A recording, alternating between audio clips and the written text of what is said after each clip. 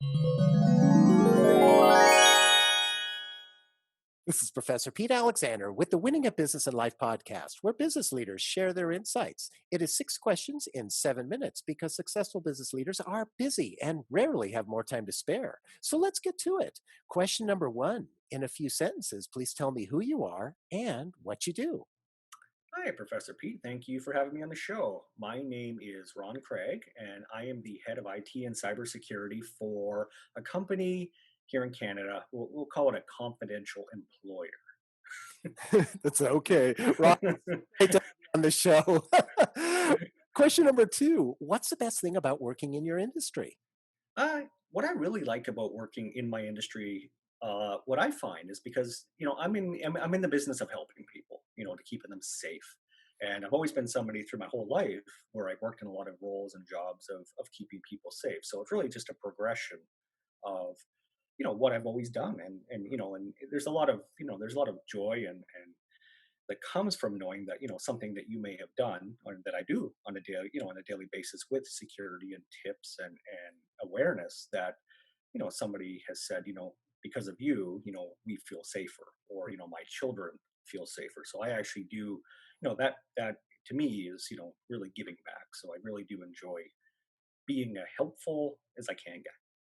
I love that, and helping people in a way where in cybersecurity, where so many of us, including myself, have really no idea what we have to be aware of. So, I mean, it's like you're almost like a cybersecurity superhero.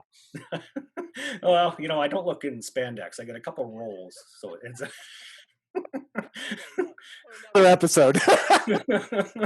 new episode. Exactly. Question number three: I have a fictitious book with all the answers for business.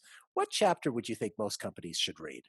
Well, I don't know if it's in the book, but if it is, I would say being really authentic and true, and kind of going to what looking at why you're doing what you're doing, kind of what's your drive, why are you here? The authenticity of that, to me, is kind of important, and make sure that you're, I think, grounded.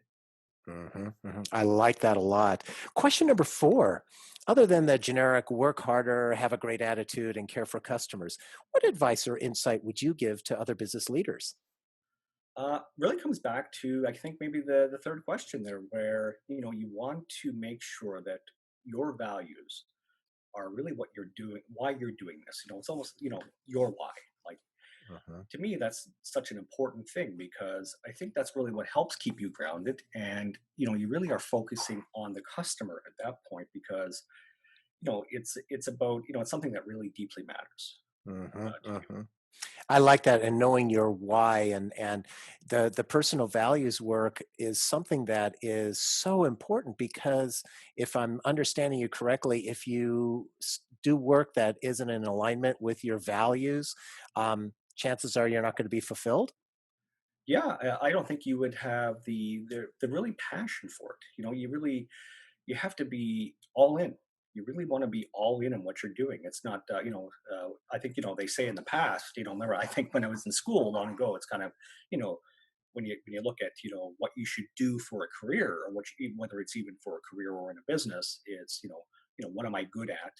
Mhm. What do I love? And you want to make sure that you're picking. And of course, I think the third one is, and what will somebody pay me to do? Hopefully, somebody pays you. But that's the thing, is you want to kind of find that alignment and make sure that you're, waking up every day, with a fire in your belly to say, this is the thing that I should be doing. And I think if that's how you feel, then I think that's you're going to go and you're going to do well at that. Very insightful. I completely agree. Question number five: what other business leader like yourself would you like to acknowledge and invite to be on my podcast? I would actually like to acknowledge a very dear friend of mine, actually, Lorena Costa. I think she would be a fantastic guest for your show. So yeah. Perfect. I'll reach out to her. Thank you for that referral. And Mhm. our final question, question number six: please tell me about your first job. Oh, the first job. I think I'm going to take you back, way back. uh, I think it was black and white on TVs. I was so I actually, I have this memory of back when I was around, I think about 8 or 9. believe it or not, I actually had a job at that age, and it was interesting. It was actually at a fair. So when I grew up, we weren't, I lived, we were, low income, and we didn't have a lot of money, and it was very difficult to go and go to things like a fair. I mean, I couldn't take for granted to be able to go and go on a Ferris wheel. That never happened. We didn't have the money for even something like that. So, of course, as a kid, you see these fairs come to town, and I wanted to go. I wanted to enjoy. I want to go with my friends.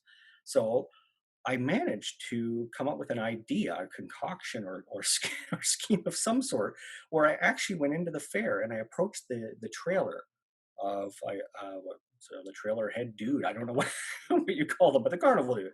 So I went in there and I said, I'd like to work here so I can get rides and go on rides and stuff with my friends. So I actually approached the guy, and of course, I think he probably looked at me like, what?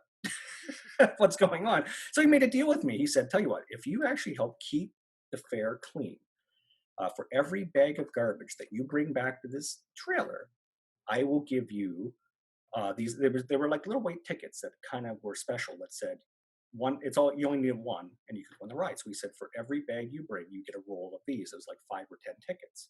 Hmm. So I worked nonstop, from early in the morning. My parents were okay; it was just down the street, so they weren't that far away.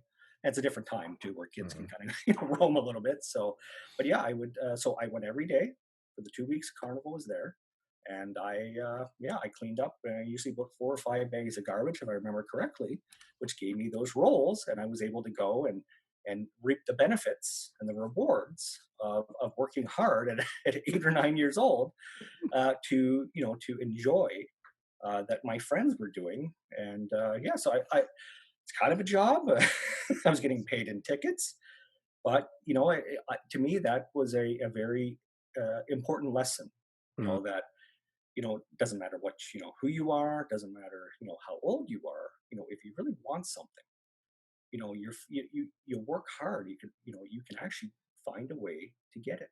Mhm. And I love that the fact that, he obviously wouldn't have been able to pay you, money because you were too young for that, but the fact that he gave you the tickets for the rides, it was a win-win, and the carnival was cleaner because of it and taught you some responsibility as well. It's a Yeah. great story. I love it.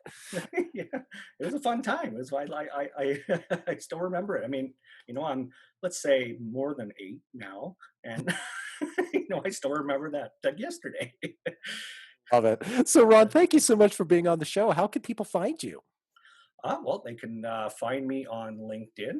Uh, that's pretty much where I am most of the time when I'm doing anything on social media. Making sure I get the posts out there for people to see, to be a little safer, and that's really the goal, is to make sure that I get enough visibility on posts and articles, and just regular engagement, just to make sure that I'm there and I'm helpful, and that people can maybe just be a little bit safer in their day, by something that I might have done.